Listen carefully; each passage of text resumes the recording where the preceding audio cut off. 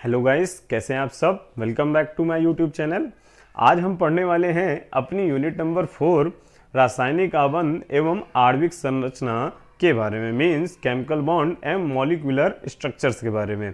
तो सबसे पहले इस चैप्टर को स्टार्ट करने से पहले मैं आपको वैलेंसी मीन्स संयोजकता के बारे में बतलाता हूँ।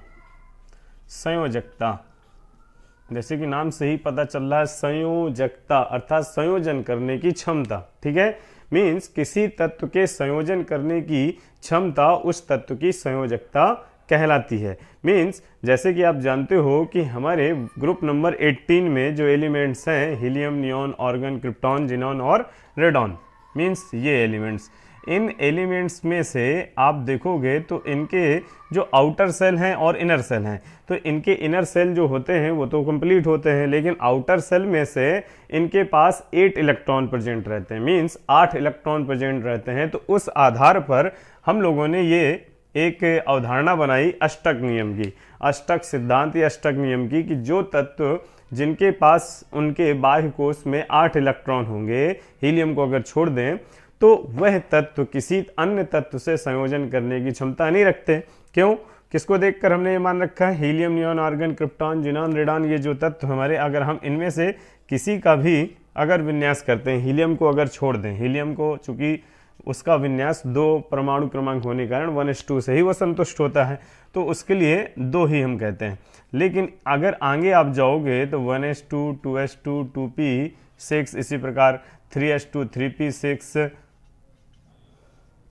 4s2, 4p6, अंत में हमको सबके ऐसे ही 8 इलेक्ट्रॉन मिलने वाले हैं। ठीक है, तो जिस प्रकार हमारे अक्रिय गैस तत्व के आउटर सेल पर 8 इलेक्ट्रॉन होते हैं और वो किसी अन्य तत्व से संयोजन करने की प्रवृत्ति नहीं रखते, इसी प्रकार अन्य जो हमारे एलिमेंट्स हैं पीरियोडिक टेबल पर, वो भी क्या करते हैं, किसी न किसी से संयोजन करने की प्रवृत्ति रखते हैं। मीन्स जैसे कि हम पढ़ रहे हैं, तो क्यों पढ़ रहे हैं? क्योंकि हमें भी स्टेबिलिटी चाहिए, मीन्स हमको भी कोई जॉब चाहिए जिससे हम अपने आप को स्टैंड कर सकें। ठीक है, तो उसी प्रकार हमारे पर एलिमेंट्स भी ये चाहते हैं कि हम भी अपने आप को एक स्टेबिलिटी दे दें, अर्थात स्थायी रूप में हम किसी फॉर्म में आ जाएं जो इनके जैसे हो जाएं। ठीक, तो ऐसा करने के लिए वो क्या करते हैं, किसी परमाणु को या तो इलेक्ट्रॉन दे देते हैं या किसी परमाणु से इलेक्ट्रॉन ले लेते हैं, या फिर आपस में कॉम्बिनेशन करके एक दूसरे से बराबर की साझेदारी कर लेते हैं। ठीक, तो बात निकल के आती है, तो ऐसा जब वो करते हैं तो क्यों करते हैं? तो उसका कारण है उन्हें भी स्टेबल होने का कारण उनको मिलता है कि वो भी स्थायी हो जाएं। तो सबसे बात क्लियर हुई, संयोजकता क्या है? तो किसी परमाणु के या किसी तत्व के द्वारा जितने इलेक्ट्रॉनों का उसके साथ संयोजन होता है, साझा होता है, वो उसकी संयोजकता कहलाती है, तथा किसी तत्व के संयोजन करने की क्षमता उस तत्व की संयोजकता या वैलेंसी कहलाती है। ठीक, तो जैसे कि अगर हम बात करें एक तत्व की उदाहरण लेकर, जैसे कि मैंने ले लिया नाइट्रोजन। नाइट्रोजन एटम का एटॉमिक नंबर है 7। अब इसकी अगर विन्यास देखें तो 1s2, 2s2 एंड 2p, 3 2 2 4 और 3 7, ये हो गया हमारा विन्यास 2 2 4 3 7। तो यहां पर अभी इसके पास अगर हम टोटल इलेक्ट्रॉन देखें आउटर सेल पर तो कितने हैं? 5। तो अभी इसको कितने इलेक्ट्रॉन चाहिए? 3, जिससे इसके पास कितने हो जाएंगे? 8, अर्थात इसको ऑक्टेट कंप्लीट करने के लिए अभी 3 इलेक्ट्रॉन चाहिए। तो इस एलिमेंट्स की वैलेंसी यहां पर कितनी होगी? 3। तो संयोजन पर निर्भर कर रहा है ना, तो कोई तत्व कितने इलेक्ट्रॉनों का वहां पर संयोजन अपने समान परमाणुओं से या दूसरे परमाणुओं से करता है, वह उस तत्व की संयोजकता कहलाती है। ठीक है, इतनी बात क्लियर। अब संयोजकता या संयोजन करने के कारण जो हमारे एलिमेंट्स होते हैं वो क्या करते हैं, वहां पर बॉन्ड बनाते हैं, अर्थात जब समान या असमान प्रकार के परमाणु अपने ऑक्टेट को कंप्लीट करना चाहते हैं तो वो कैसे करें? तो वो आपस में, मैंने अभी बोला कि उनके पास 2 फॉर्म हैं वो जिससे अपने आप को जो है अष्टक प्रदान कर सकते हैं। ठीक है, तो इसको समझाने के लिए हमारे 2 साइंटिस्ट, एक लुइस एंड कॉसेल, इन 2 साइंटिस्टों ने, लुइस एंड कॉसेल ने तत्वों के संयोजकता को स्पष्ट करने के लिए उनके एक सिद्धांत की, एक प्रिंसिपल की जो है यहाँ पर रचना की, जिसे हम संयोजकता का अष्टक नियम या संयोजकता का इलेक्ट्रॉनिक सिद्धांत कहते हैं। ठीक, तो इनके इस सिद्धांत का कहना है कि ऐसे तत्व जिनके आउटर सेल पर 2 या फिर 8 इलेक्ट्रॉन होते हैं, हीलियम को अगर हम छोड़ दें तो 8 इलेक्ट्रॉन होते हैं, तो वो किसी अन्य तत्व से संयोजन करने की प्रवृत्ति नहीं रखते। अर्थात उन 8 इलेक्ट्रॉन के कारण ही इस सिद्धांत का नाम क्या पड़ा है, अष्टक नियम। ठीक, और इनका दूसरा सिद्धांत, दूसरा बिंदु क्या कहता है, तो वो कहता है कि किसी तत्व में से जो इलेक्ट्रॉन हैं, ठीक है, तो यदि उसके पास जो है 8 इलेक्ट्रॉन नहीं है, तो उन 8 इलेक्ट्रॉन को पूर्ण करने के लिए वो 2 मेथड अपनाता है। ठीक, तो पहला मेथड रहता है कि या तो वो आपस में बराबर की साझेदारी कर ले अपने इलेक्ट्रॉनों की, तो उसका संयोजन पूरा हो जाएगा। और दूसरा कहता है कि या तो हमारा तत्व एक या एक से अधिक इलेक्ट्रॉन दूसरे एटम को स्थानांतरित कर दे, तो उसका अष्टक वहां पर कंप्लीट हो सकता है। तो जो तत्व हैं हमारे, ये 2 रास्ते अपनाते हैं, या तो वो आपस में बराबर की साझेदारी करके अपने ऑक्टेट को कंप्लीट कर लेते हैं, और या फिर एक एलिमेंट अपने इलेक्ट्रॉनों को दूसरे एलिमेंट पर स्थानांतरित कर देता है, ट्रांसफर कर देता है, तो उससे उनके बीच जो है हमारे केमिकल बॉन्ड रेडी हो जाते हैं। तो इस तरीके से इस संयोजकता के इलेक्ट्रॉनिक सिद्धांत के आधार पर तत्व जो है क्या करते हैं, आपस में केमिकल बॉन्ड बनाते हैं। तो अब बात करते हैं केमिकल बॉन्ड या रासायनिक बंध की।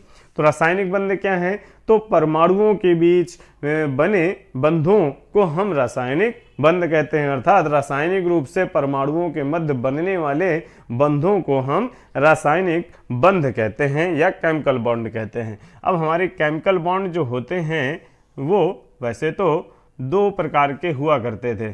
ठीक, मेनली 2 प्रकार के हुआ करते थे, लेकिन जब 2 बंधों के द्वारा जब तत्वों के संयोजन को बनने वाले यौगिकों पर स्पष्ट नहीं किया जा सका, तो फिर जो है एक और बंध की सिडविक पावेल ने जो है रचना की थी, उसको हम तीसरा बंध कहते हैं। तो देखते हैं, जो हमारा पहला बंध है उसको हम बोलते हैं वैद्युत संयोजी बंध, मीन्स इलेक्ट्रोवैलेंट बॉन्ड।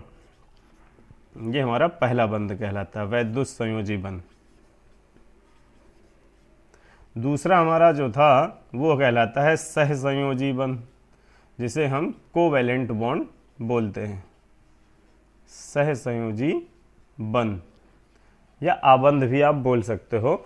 अब इन दोनों बंधों के द्वारा वैसे तो 99% लगभग हम जितने भी कंपाउंड हैं उनकी व्याख्या कर सकते हैं, लेकिन फिर उसके बाद जब कोऑर्डिनेशन कंपाउंडों की जो है जानकारी हमको हुई ज़्यादा से ज़्यादा, तो उस समय हम इन यौगिकों में से उपस्थित इन दोनों बंधों के द्वारा उनकी व्याख्या नहीं कर पा रहे थे। तब एक नए बंध की यहाँ पर रचना हुई और उस बंध को कहते हैं उपसह संयोजी बंध, मीन्स कोऑर्डिनेशन बॉन्ड। इस तरीके से हमारे बंधों की संख्या बढ़कर 3 हो गई। ठीक, तो हमें इन 3 बंधों के बारे में बहुत अच्छी तरीके से जानकारी करनी है, क्योंकि आपके एग्जाम पर इनकी डिफिनीशन तो आती है, इनसे संबंधित जो है लुईस स्ट्रक्चर या कंपाउंड्स के डॉट स्ट्रक्चर बनाने के लिए आते हैं। ठीक, तो पहले मैं आपको इनके बारे में डिफाइन करता हूं, फिर आगे बात करते हैं। वैद्युत संयोजी बंध क्या होता है? वैद्युत संयोजी बंध वह रासायनिक बंध होते हैं जिसमें 2 परमाणुओं के बीच एक या एक से अधिक इलेक्ट्रॉनों का स्थानांतरण होता है। तो ऐसे रासायनिक बंध वैद्युत संयोजी बंध या इलेक्ट्रोवैलेंट बॉन्ड कहलाते हैं। मीन्स जैसे कि एक प्रबल धन विद्युतीय तत्व सोडियम और जब एक प्रबल ऋण विद्युतीय तत्व क्लोरीन जैसे कि आपस में पास पास आए, तो सोडियम के पास अगर हम बात करें तो सोडियम का परमाणु क्रमांक होता है 11, 2, 8, 1 और क्लोरीन का होता है 17, तो 2, 8, 7। तो आप इस पर देखो, अष्टक नियम के आधार पर अगर हम चाहें कि इनका 8-8 अष्टक पूरा हो जाए, तो इसको तो कोई 7 इलेक्ट्रॉन देने वाला नहीं है, क्योंकि ये एक तो धन विद्युतीय है हमारा, तो ये 7 इलेक्ट्रॉन किसी से लेगा नहीं, बल्कि देने की प्रवृत्ति रखता है। अब क्लोरीन किसी से अगर 1 इलेक्ट्रॉन ले ले तो 7 में क्या हो जाएंगे, 8 हो जाएंगे। तो इस प्रकार सोडियम क्या करता है, अपने आउटर सेल में उपस्थित एक इलेक्ट्रॉन को इसको डोनेट कर देता है। तो इसके पास ऑलरेडी कितने इलेक्ट्रॉन थे, यहाँ पर 7 इलेक्ट्रॉन थे ना, तो 7 में एक इलेक्ट्रॉन जब यहाँ से ट्रांसफर होता है तो इसके पास घटकर कितने रह जाते हैं, 2,8।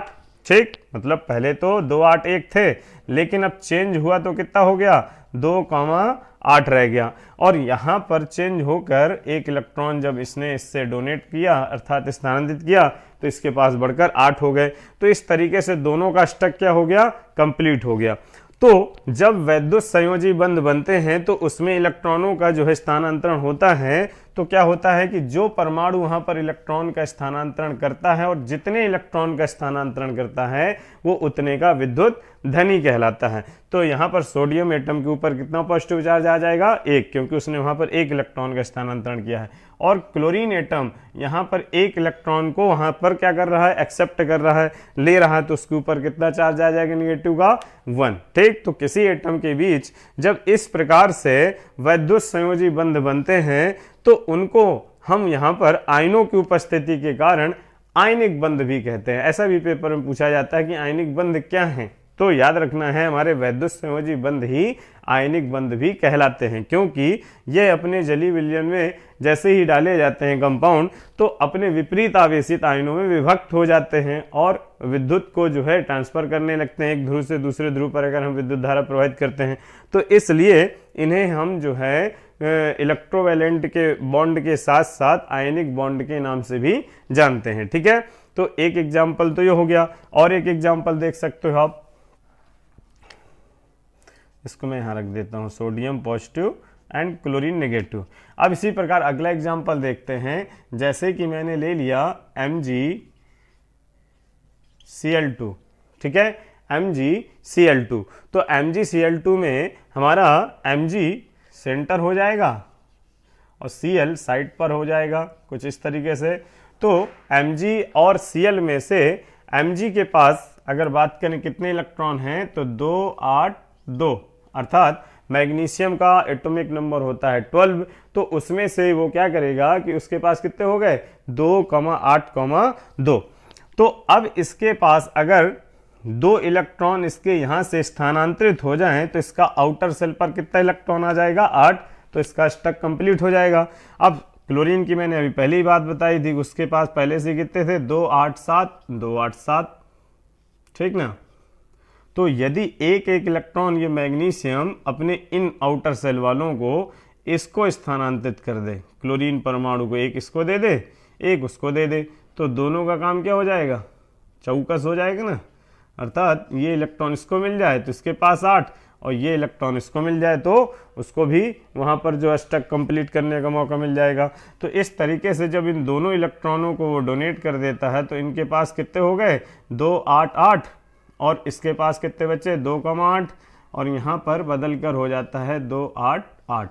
तो इस तरीके से मैग्नीशियम ने यहाँ पर 2 इलेक्ट्रॉनों का जो है स्थानांतरण किया। तो मैग्नीशियम कितने का पॉजिटिविटी यहाँ पर ले लिया, मैग्नीशियम ने ले लिया 2+ का, क्योंकि मैंने कहा ना कि जितने इलेक्ट्रॉन किसी को कोई स्थानांतरित करेगा तो वो उतने का ही पॉजिटिव चार्ज वाला हो जाता है। और क्लोरीन ने यहाँ पर एक एक इलेक्ट्रॉन लिया है तो एक एक चार्ज उनके ऊपर नेगेटिव का आ जाएगा। तो इस तरीके से वैद्युत संयोजी बंध जो होते हैं हमारे, उनमें आपस में इलेक्ट्रॉनों का स्थानांतरण होता है और हमारे उनके बीच जो है परमाणुओं के बीच वैद्युत संयोजी बंध स्थापित हो जाते हैं। तो अब ये तो वैद्युत संयोजी बंध की बात हो गई। अब आप कैसे याद रखोगे कि वैद्युत संयोजी बंध कहां पर बन रहा है, तो आपको पहचान याद रखनी है। ठीक, क्या, नंबर 1 कि वैद्युत संयोजी बंध हमेशा प्रबल धन विद्युतीय तत्वों और प्रबल ऋण विद्युतीय तत्वों के बीच में ही बनते हैं। ठीक है, प्रबल धन विद्युतीय और प्रबल ऋण विद्युतीय तत्वों के बीच। तो प्रबल धन विद्युतीय आपको मालूम है कि हमारी जो आवर्त सारणी के क्षारीय धातुएं हैं और क्षारीय मृदा धातु होती हैं खासकर। ठीक, मीन्स ग्रुप नंबर 1 और ग्रुप नंबर 2 के जो एलिमेंट हैं वो हमारे क्या होते हैं, प्रबल धन विद्युतीय होते हैं, प्रबल पॉजिटिविटी वाले होते हैं। और जो हैलोजन एटम्स हैं हमारे, वो हमारे जो होते हैं प्रबल विद्युत ऋणी स्वभाव के तत्व हैं। उसके अतिरिक्त नाइट्रोजन है, ऑक्सीजन है, कुछ और तत्व भी हम कह सकते हैं तो ये आपको एलिमेंट्स याद रखनी है। और डी ब्लॉक एलिमेंट्स भी हमारे जो है धन विद्युतीय प्रवृत्ति के होते हैं। तो जब ये एलिमेंट्स प्रमुख रूप से हमारे alkali metal, alkali earth metals and transition metals हमारी जब हेलोजन एटम्स के द्वारा या ऑक्सीजन, नाइट्रोजन जैसे इन कंपाउंड्स के द्वारा संयुक्त होते हैं तो वहां पर हमेशा वैद्युत संयोजी या आयनिक बंध ही बनते हैं। ठीक है, इतनी बात क्लियर। अब इसके पेपर पर कैरेक्टर पूछ लिए जाते हैं। ठीक है, कि वैद्युत संयोजी बंधों के लक्षण बताइए। तो सबसे पहला वैद्युत संयोजी का पॉइंट याद रखना है लक्षण पर आपको, क्या कि वैद्युत संयोजी बंध जो होते हैं हमारे, उनके जो melting point and boiling point होते हैं, मींस एमपी एंड बीपी। ठीक है, melting point and boiling point, क्वथनांक एवं गलनांक जो होते हैं वो बहुत उच्च होते हैं। ठीक है, अब ये पेपर पर क्वेश्चन बन के भी आ जाता है आपके कि क्या कारण है कि वैद्युत संयोजी यौगिकों के गलनांक व क्वथनांक उच्च होते हैं। तो आप इस पर क्या वहां पर जो है आंसर दोगे, तो आगे मैं बतलाता हूं कि वैद्युत संयोजी यौगिकों के गलनांक व क्वथनांक उच्च होते हैं क्योंकि उनके मध्य अर्थात इस पॉजिटिव एंड नेगेटिव आयन के मध्य प्रबल स्थिर वैद्युत बल कार्यरत होते हैं। तो उन स्थिर वैद्युत बलों को तोड़ने में हमको वहां पर बाहर से अधिक ऊर्जा देनी पड़ती है, अधिक ऊर्जा खर्च करनी पड़ती है जब उनके बीच के बंध ब्रेक होते हैं। ठीक है, तो इस प्रकार वैद्युत संयोजी बंधों के गलनांक व क्वथनांक उच्च होते हैं क्योंकि वो प्रबल स्थिर वैद्युत बलों के द्वारा बंधे होते हैं। ठीक, ये हमारा पहला बिंदु हो गया।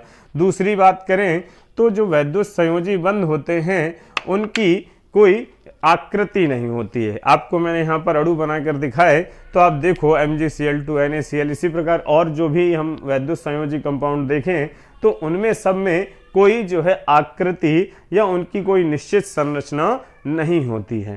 ठीक, तीसरी बात, वैद्युत संयोजी बंध वैद्युत संयोजी यौगिक जो होते हैं वो ठोस अवस्था में विद्युत के जो है हमारे चालक अवस्था में अगर हम सोचेंगे क्या वो विद्युत का चालन करेंगे, तो नहीं। विद्युत संयोजी यौगिक जब गलित अवस्था में होंगे और अपने जली विलयन में होंगे तब वो जो है विलयन अवस्था में होने पर विद्युत के चालक स्वभाव के होते हैं। ठीक है, और इसके बाद अगली बिंदु की बात करें तो वैद्युत संयोजी बंध आदिशात्मक प्रवृत्ति के होते हैं, कोई डायरेक्शनल नहीं होती इनकी, इधर भी बना सकते हो आप, उधर भी बना सकते हो। ठीक है, तो ये आदिशात्मक प्रवृत्ति के होते हैं। तो ये आपको कैरेक्टर यहाँ पर याद रखने हैं। ठीक, तो ये तो हो गया कंप्लीटली हमारा वैद्युत संयोजी बंध। अब बात करते हैं हम अपने सेकंड बॉन्ड की, केमिकल बॉन्ड की, जो हमारा होने वाला है सहसंयोजी बॉन्ड, मींस कोवैलेंट बॉन्ड।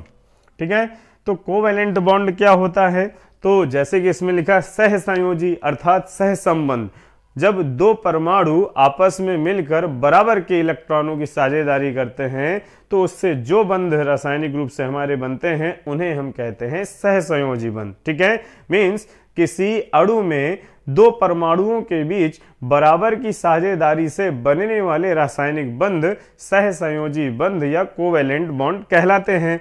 ठीक, तो जैसे कि ये हमारा एक हाइड्रोजन एटम, एक ये हाइड्रोजन एटम। अब चूंकि हम जानते हैं कि हाइड्रोजन कभी भी अपनी फ्री अवस्था में या मुक्त अवस्था में नहीं पाया जाता बल्कि आणविक रूप में पाया जाता है, डाई हाइड्रोजन के रूप में। तो क्यों, तो उसका कारण है ये कि हाइड्रोजन एटम दोनों जो हैं जब भी जुड़ते हैं तो क्यों जुड़ते हैं, तो दोनों के पास एक एक इलेक्ट्रॉन था। तो अब इनमें वैद्युत संयोजी बंध तो बन नहीं सकता कि एक इलेक्ट्रॉन इसको दे दे और ये फिर ये इसको दे दे, तो उसमें तो दोनों के पास कुछ नहीं बचेगा। तो ये क्या करता है, हाइड्रोजन हीलियम एलिमेंट की भांति, हीलियम पढ़ा था ना आपने पीछे, तो हीलियम की भांति ये चाहता है कि मेरे पास भी दो इलेक्ट्रॉन हो जाएं तो मैं भी अक्रिय हो जाऊं। तो हीलियम परमाणु की भांति ये हाइड्रोजन एटम क्या करता है, इससे यहाँ पर एक का जो है साझा कर लेता है और ये भी उससे एक का साझा कर लेता है। तो जब दोनों ने एक एक की साझेदारी की तो उनके बीच में कितने बॉन्ड तैयार हो गए, सिंगल बॉन्ड तैयार हो गया। ठीक है, तो इस तरीके से बराबर की, मैंने बोला ना कि परमाणुओं के बीच बराबर की साझेदारी से बनने वाले बंध जो है सहसंयोजी बंध कहलाते हैं। तो इसने अपना एक इलेक्ट्रॉन लगाया तो उसने भी अपना एक इलेक्ट्रॉन लगा दिया, इस तरीके से उनके बॉन्ड तैयार हो गए। ठीक है, और देखते हैं, जैसे कि मैंने ले लिया ऑक्सीजन एटम। अब ऑक्सीजन एटम का आउटर सेल जो होता है, हमें आउटर सेल से लेना देना है, उनके पीछे कितने इलेक्ट्रॉन, उनसे नहीं क्योंकि आउटर सेल में जितने इलेक्ट्रॉन हैं उनको वो 8 करने की कोशिश करते हैं। तो ऑक्सीजन एटम का जो आउटर सेल है वही उसका जो है वैलेंसी सेल भी होता है, या संयोजी कोष भी कहते हैं उसी को हम। और संयोजी कोष में जो इलेक्ट्रॉन होते हैं उनको हम संयोजी इलेक्ट्रॉन कहते हैं। तो वही इलेक्ट्रॉन जो होते हैं हमारे बंध बनाने में भाग लेते हैं। तो ऑक्सीजन एटम का वैसे तो एटॉमिक नंबर 8 होता है, लेकिन उसके 2 इनर सेल में और 6 आउटर सेल में होते हैं। तो 6 जो आउटर सेल में वही उसका जो है क्या कहलाएगा, वैलेंस सेल कहलाता है। तो ये ऑक्सीजन एटम इससे 2 का साझा कर लेता है, और इसी प्रकार ये वाला भी इससे 2 का साझा कर लेता है। तो टोटल पर सर्कल में आप देखो, काउंट करो तो कितने दिख रहे हैं आपको, 1 2 3 4 5 6 7 8, इसी प्रकार 1 2 3 4 5 6 7 8। इस तरीके से दोनों के पास कितने हो गए, 8 8। अब जब जितने का वो आपस में साझेदारी कर रहे हैं इलेक्ट्रॉनों का, उतने ही इनके बीच में केमिकल बॉन्ड तैयार हो जाते हैं। तो इन्होंने आपस में एक एक की यहाँ पर जो है साझेदारी की, दोनों ने 2 2 की। तो एक बंद पहले ये बन गया, दूसरा फिर ये बन गया। तो इस तरीके से जब 2 परमाणुओं के बीच 2 2 इलेक्ट्रॉनों की साझेदारी हो तो वहाँ पर द्विबंध आ जाता है। और एक एग्जाम्पल देखते हैं, जैसे कि हमारा नाइट्रोजन एटम और नाइट्रोजन एटम। आप जानते हो कि नाइट्रोजन भी हमारा मुक्त अवस्था में तत्व नहीं रह सकता, बल्कि किस रूप में रहता है, अपने डाइनाइट्रोजन या किसी अन्य आणविक या कंपाउंड रूप में रहता है। तो नाइट्रोजन के पास बात करें तो होते तो 7 इलेक्ट्रॉन हैं, 2 इनर सेल में, 5 आउटर सेल में। तो कितने की वो वहां पर जो है किसी से प्रेडिक्शन रखता होगा, अधिकतम 3 की, कि 8 हो जाए मेरे। तो क्या किया इसने, आपस में दोनों ने मिलकर 3 3 का साझा कर लिया। देखो ठीक, इसने भी 3 का साझा कर लिया, उसने भी 3 का साझा कर लिया। जब 3 3 का साझा कर लिया तो दोनों का जो है 5 3 8 5 3 8 पर सर्कल में देखो 8 8 हो रहे हैं। तो इस तरीके से दोनों के बीच जो है कितने की बॉन्डिंग हुई, 3 3 इलेक्ट्रॉनों की। तो कितने बॉन्ड आ जाएंगे, ट्रिपल बॉन्ड। ठीक, तो इस प्रकार तत्वों के बीच जब बराबर की साझेदारी होती है तो उससे बने बंध को हम सहसंयोजी बंध कहते हैं। क्लियर। तो ये रहा हमारा सहसंयोजी बंध। अब सहसंयोजी बंध में से सहसंयोजी बंध कब बनने की प्रवृत्ति रखते हैं, कैसे पहचाने, जैसे मैंने उसके लिए बताया था। तो सहसंयोजी बंध प्रायः समान प्रकार के परमाणुओं के बीच बनते हैं, और जब 2 परमाणुओं के बीच विद्युत ऋणात्मकता का अंतर लगभग जो है समान होता है तो उनके बीच हमारे जो है सहसंयोजी बंध स्थापित होते हैं। ठीक है। अब इसके बाद बात करें इनके कैरेक्टर्स की। तो जो हमारे सहसंयोजी बंध होते हैं इनके गलनांक व क्वथनांक कुछ अपवादों को छोड़ दें, जैसे हमारा हीरा है, ठीक, सिलिकॉन कार्बाइड है, इनको ऐसे कंपाउंड्स को छोड़ दें तो ज़्यादातर सहसंयोजी यौगिकों के जो हमारे गलनांक और क्वथनांक होते हैं वो निम्न होते हैं, क्योंकि इनके मध्य वांडरवाल्स, दुर्बल वांडरवाल्स बल पाए जाते हैं, जिस कारण इनके गलनांक और क्वथनांक बहुत उच्च नहीं होते हैं। ठीक। दूसरी बात, सहसंयोजी बंधों की जो ज्यामिति होती है, संरचना होती है, वो निश्चित होती है। मतलब रेखीय होंगे, त्रिकोणीय हो सकते हैं, चतुष्फलकी होते हैं, ये आगे हम लोग देखेंगे भी। तो इस तरीके से इनकी आकृति या संरचना मतलब जो है ज्यामिति निश्चित रहती है।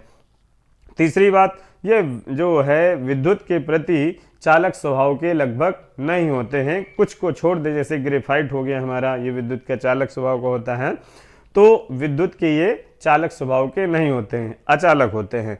और अंततः बात करें कि इनकी जो दिशात्मक प्रकृति है, तो ये दिशात्मक प्रकृति के होते हैं, निश्चित होती है इनकी प्रकृति, दिशात्मक रूप में रहते हैं। ठीक है।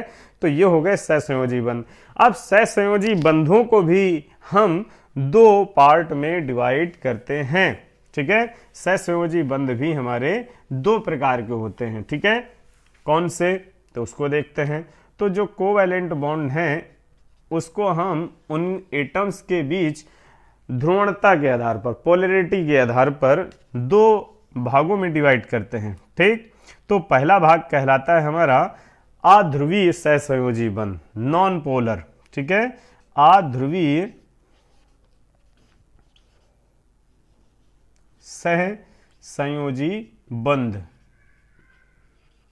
बोले तो नॉन पोलर। ठीक, नॉन पोलर कोवैलेंट बॉन्ड। अब ये क्या होता है भाई, अच्छा दूसरा भी देख लेते हैं। तो दूसरा कहलाता है ध्रुवीय ध्रुवीय सहसंयोजी बंध।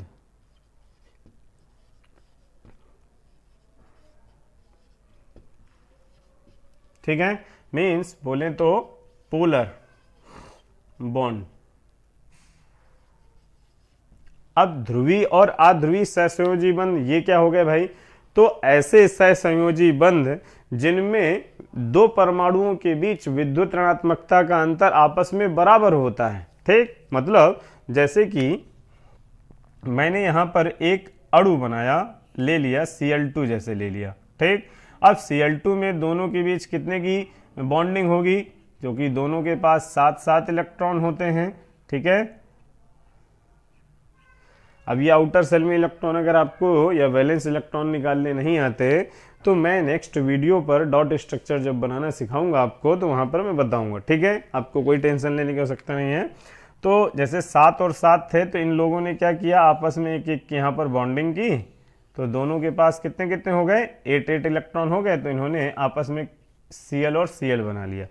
तो यहाँ पर इस तरीके से जब दो परमाणुओं के बीच साझेदारी हुई, ठीक है, तो साझेदारी हुई तो दोनों के बीच जो इलेक्ट्रॉनों का जो है बंध बना, या दोनों के बीच जो यहाँ पर इलेक्ट्रॉन युग्म है, तो क्या होगा? दोनों के बीच समान रूप से आकर्षित होगा कि नहीं? ठीक है, क्योंकि दोनों ही परमाणु सेम है, या समान विद्युत ऋणी प्रवृत्ति के हैं। मतलब अगर आप किसी से साझा करो, ठीक है, वो आपके ही लेवल का हो, तो दोनों के बीच ईमानदारी बनी रहेगी। ठीक, ना आपका साझा वो तोड़ेगा, ना उसके बीच साझा आप तोड़ोगे। लेकिन ऐसा हो जाए कि आपने किसी ऐसे व्यक्ति से साझा कर लिया हो किसी बिजनेस करने के लिए जो आपसे थोड़ा सा ज़्यादा बड़ा वाला हो, ठीक, या फिर आपसे ज़्यादा छोटा वाला हो, जो हमेशा आपके उस राशि को जिसको हमने इन्वेस्ट करके एक बिजनेस तैयार किया उस पर उसकी नज़र रहती हो, तो वो क्या करेगा? कहीं ना कहीं आपको जो है चोट पहुंचाएगा। अर्थात साझे के इलेक्ट्रॉन युग्म को आपसे मीन्स आपकी जो वहां पर प्रॉपर्टी आपने लगाई होगी तो उसको वो हड़पना चाहेगा। ठीक, तो उसी प्रकार मीन्स जब परमाणुओं के बीच साझे का इलेक्ट्रॉन युग्म दोनों परमाणुओं के बीच समान रूप से वितरित रहता है, मीन्स जितना इस पेयर को ये अपनी ओर आकर्षित करता हो उतना ही अगर ये भी आकर्षित करता हो, तो वहां पर बनने वाला जो सहसंयोजी बंध होगा वो अध्रुवी सहसंयोजी बंध कहलाता है। ठीक है, नॉन पोलर कोवैलेंट बॉन्ड। ठीक है, तो इसीलिए मैंने कहा कि जब दो परमाणुओं के बीच विद्युत ऋणात्मकता का अंतर बराबर होता है, लगभग दोनों आपस में एक दूसरे से क्या हो, विद्युत ऋणात्मकता के मामले में बराबर हो, तो वो हमेशा अध्रुवी सहसंयोजी बंध होगा। और ऐसे सहसंयोजी बंध जैसे कि एक एलिमेंट हाइड्रोजन है, दूसरा क्लोरीन है, तो हाइड्रोजन के पास 1 और क्लोरीन के पास है 7। अब क्लोरीन तत्व आप जानते हो, अभी मैंने आपसे बताया था कि हैलोजन परिवार के तत्व आवर्त सारणी में विद्युत ऋणी प्रवृत्ति में सबसे अधिक उच्च विद्युत ऋणात्मकता वाले माने जाते हैं। तो यहाँ पर 7 इसके पास है, 1 इसके पास है, तो दोनों ने समझौता करके क्या कर लिया, एक एक का साझा तो कर लिया। ठीक, खुश थे। लेकिन क्लोरीन महाशय जिनकी यहाँ पर इलेक्ट्रोनिगेटिवी वहां निगेटिविटी कैसी थी, हायर थी, उच्च थी, प्रबल थी, तो वो हाइड्रोजन के बीच उस बने जो बॉन्ड है उस बॉन्ड पर या इलेक्ट्रॉन युग्म पर अपनी नजरें थोड़ी सी ज्यादा गड़ाए रखता है। ठीक, मींस उस पेयर को अपनी ओर थोड़ा सा ज्यादा आकर्षित करके रखता है। तो इस कारण से क्या होता है, जैसे ये साझे का इलेक्ट्रॉन युग्म ये हो गया, तो इस पेयर पर इसकी जो है यहाँ पर नजर ज्यादा रहती है, अर्थात वहां पर अट्रैक्शन उसकी ज्यादा रहती है। तो उसके प्रभाव से यहाँ पर आंशिक रूप से हाइड्रोजन एटम पर पॉजिटिव चार्ज आ जाता है और इसके पास नेगेटिव चार्ज आ जाता है। क्यों? क्योंकि उस इलेक्ट्रॉन युग्म का आंशिक रूप से विस्थापन उस नेगेटिव एटम की ओर अधिक रहता है। जब बंध टूटेगा वो बात की बात है, लेकिन अभी बंध बना हुआ है, फिर भी उसमें से हाइड्रोजन एटम पर आंशिक रूप से क्या हो गया है, पॉजिटिविटी आ चुकी है और उसके ऊपर पार्शियली नेगेटिविटी आ चुकी है। ठीक, तो ऐसे बने बॉन्ड ध्रुवीय सहसंयोजी बॉन्ड या पोलर कोवैलेंट बॉन्ड कहलाते हैं। ठीक है, तो जब दो परमाणुओं के बीच विद्युत ऋणात्मकता का अंतर अलग होता है, भिन्न भिन्न होता है, तो उस समय बनने वाले सहसंयोजी बंध हमारे पोलर कोवेलेंट बॉन्ड कहलाते हैं। क्लियर हो गया? तो इस तरीके से ये तो हो गए कंप्लीट हमारे ध्रुवीय सहसंयोजी बंध। तो इस तरीके से इन दोनों बंधों के द्वारा हम इलेक्ट्रोवेलेंट और कोवेलेंट बॉन्ड के द्वारा अधिकतर कंपाउंड की व्याख्या कर लेते थे, उनकी संरचना की व्याख्या कर लेते थे। लेकिन मैंने कहा था कि ऐसे बहुत से अणु बाद में जो है नजर में आए जिनकी हम संरचना की व्याख्या नहीं कर पा रहे थे। तो फिर हमारे सिडविक पावेल नामक वैज्ञानिकों ने इस नए बंध की रचना की, जिसको हम लोग कोऑर्डिनेशन बॉन्ड या उपसहसंयोजी बंध के नाम से जानते हैं। ठीक है, अब ये है क्या उपसहसंयोजी बंध, इस पर बात करते हैं। जैसे मैं एक एग्जांपल लेकर बताता हूं आपको, फिर आपको डेफिनेशन दिखाता हूं। जैसे O3, अब O3 में से अगर हम पहले O2 देखें, जैसे तो O2 आप देखे हो, अभी मैंने आपको दिखाया था कि ऑक्सीजन में दोनों एटम के पास 6 जो है इलेक्ट्रॉन है, उनको मैंने डॉट के रूप में यहाँ पर और इनको देखो क्रॉस के रूप में दिखा दिया। दोनों ने आपस में बॉन्डिंग कर ली, दो की। ठीक, तो दोनों जो है स्टेबिलिटी प्राप्त कर चुके हैं, दोनों का जो है ऑक्टेट कंप्लीट हो चुका है। अब यहाँ पर एक और ऑक्सीजन एटम आ जाता है, ऑक्सीजन एटम यहाँ पर और एंटर कर जाता है, मींस ओजोन O3 आ गया। O3 आप जानते हैं ओजोन पॉसिबल है कि नहीं है हमारे ओजोन मंडल में पाई जाती है, जो ओजोन परावैक्निक विकिरण से हमारी रक्षा करता है। ठीक है ना, तो ओजोन स्टेबल कंपाउंड है। ठीक है, हम जानते हैं कि स्थायी यौगिक है। तो अगर हम उस ऑक्सीजन को यहाँ पर रख देते हैं तो क्या बताओ, यहाँ पर ये ऑक्सीजन जो हमने तीसरा ऑक्सीजन रखा है वो इससे साझा करेगा क्या? कर सकता है क्या?